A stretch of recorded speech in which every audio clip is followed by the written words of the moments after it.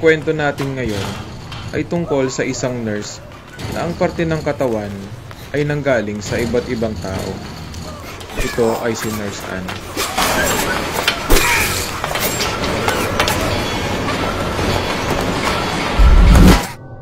Kung interesado kayo sa mga ganitong topic, huwag niyong kalimutang mag-like, mag-comment at mag-subscribe at i-click nyo na din ang notification bell para ma-notify kayo pag may bago tayong kwento. Huwag na natin tong patagalin pa at magkwentuhan na tayo.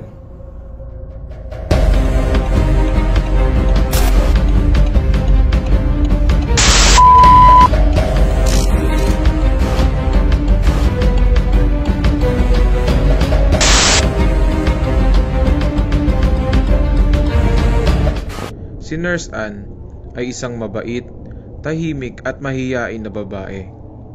Nagtatrabaho siya sa isang sikat at magandang ospital sa kanilang lugar. Dahil siya ay porsigido sa trabaho niya at maalaga siya sa mga pasyente niya, ay madalas siyang nire-rekomenda ng mga taong nauospital dito. Kahit tahimik si Nurse Ann, ay magiliw niyang inaalagaan ang mga pasyente niya at buong araw ang ginugugol niya sa pagtatrabaho dahil siya ay masaya sa pag-aaruga ng mga may sakit na tao. Lagi siyang mag-isa at nai-enjoy naman niya ito.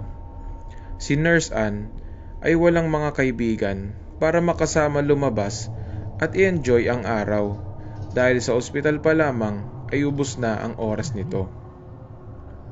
Sa ospital ay meron siyang hinahangaan na isang magandang lalaki at respetado na doktor.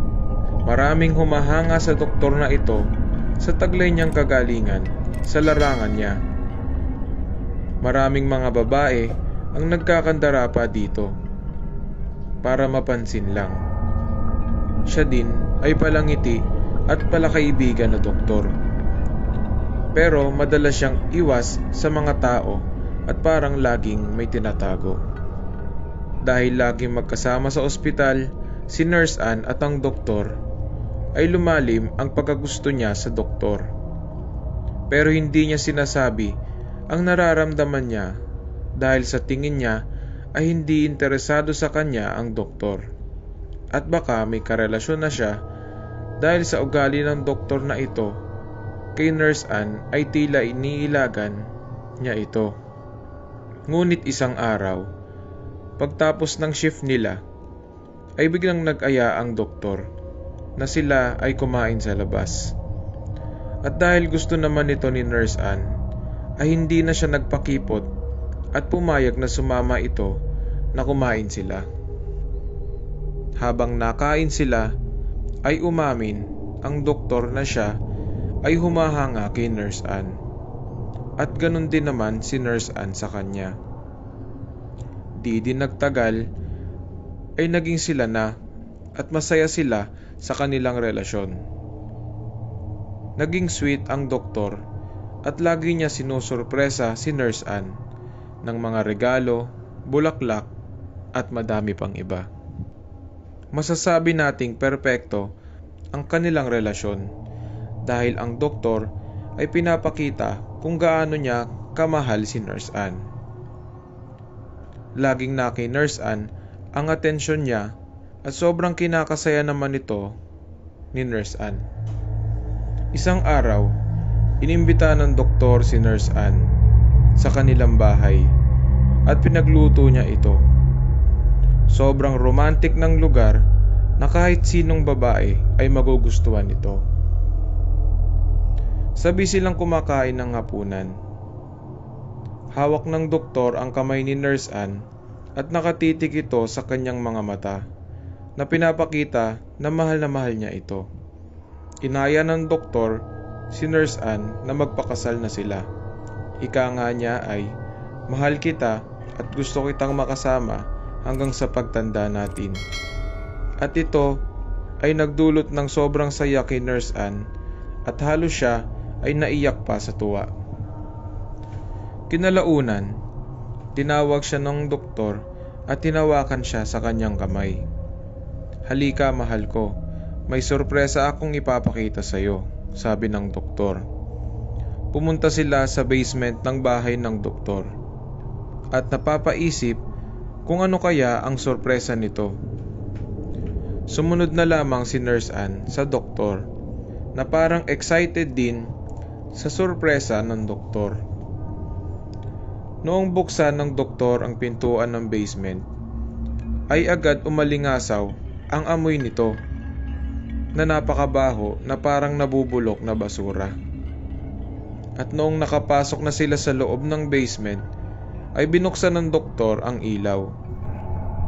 At doon ay nakita ni Nurse Ann ang sangkatutak na bangkay ng babae na pira-piraso na at nawawala na ang ibang bahagi ng katawan. Nagulat si Nurse Ann at tumakbo siya palabas ng basement. Ngunit sa bilis ng doktor ay nahabol siya nito. Sobrang higpit ng pagkahawak nito at bigla siyang hinampas sa ulo. At dahil doon ay nawala na ng malay si Nurse Ann. At noong nagkamalay na si Nurse Ann ay hindi na niya maigalaw ang buong katawan niya dahil nakatali na ito sa stretcher katabi pa ng ibang bangkay. Daramdaman niya na parang may tumutusok sa braso niya na parang anesthesia, at ito ay ginawa ng doktor dahil siya ay planong operahan sa hindi niya alam na dahilan. Umepekto na ang anesthesia. Nahilon na si Nurse Ann at wala nang pakiramdam ang buong katawan niya. Ang huli na lamang niyang naalala o nakita ay ang kutsilyo na hawak ng doktor na ginamit pang hiwa sa dibdib niya. Bago siya mawalan ng malay ay punong-puno na ng dugo ang kanyang dibdib na galing sa pagkakasaksak sa kanya ng doktor. At noong nagising si Nurse Ann ay pilit niyang inaalala ang mga nangyari. Nakahiga pa din siya sa stretcher pero siya ay nakatali pa rin.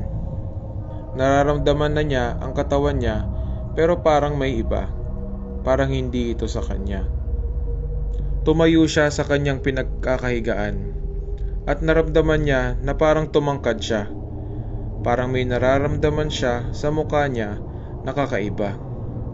At noong tumingin siya sa salamin ay meron siyang eye patch o takip sa mata sa kanang bahagi ng kanyang mga mata. Tinignan niya ang mga braso at binti niya. At laking gulat niya na napakaraming tahi sa buong katawan niya. Pagtingin niya sa iba pang bangkay ay parang doon kinuha ang ibang parte na nakakabit sa katawan niya. Bumukas ang pintuan sa basement at tingin niya ay ito ay ang doktor. Nagalit si Nurse Ann sa ginawa sa kanya ng doktor. At lumapit na lang ang doktor sa kanya at niyapos ito. Ika nga niya ay, "Ang ganda mo, mahal ko. Ikaw ang pinakamaganda sa lahat. Mahalin mo ako at magsama tayo habang buhay." Ngunit hindi na ito ang dating Nurse Ann na mabait. Ang nararamdaman niya sa doktor ay purong galit at nararamdaman niya na parang ang lakas-lakas niya. Sa galit nito ay sinakal niya ng buong lakas ang doktor hanggang sa nahihirapan nito makahinga. Pilit itong nilabanan ng doktor, ngunit sa sobrang lakas ni Nurse Ann ay napatay niya ito.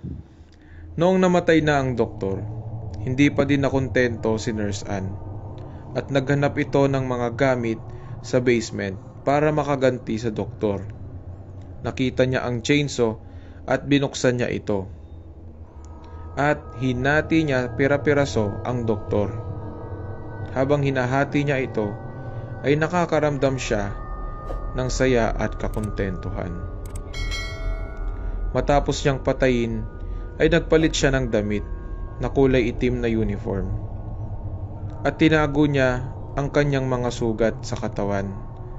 Nagsuot siya ng mga mahahabang gloves at tinago niya ang kanan niyang mga mata sa ilalim ng kanyang mga buhok. Bumalik si Nurse Ann sa ospital. Pero hindi na siya kasing bait noon. Siya ay naging agresibo, makasarili, na ibang iba sa lumang Nurse Ann.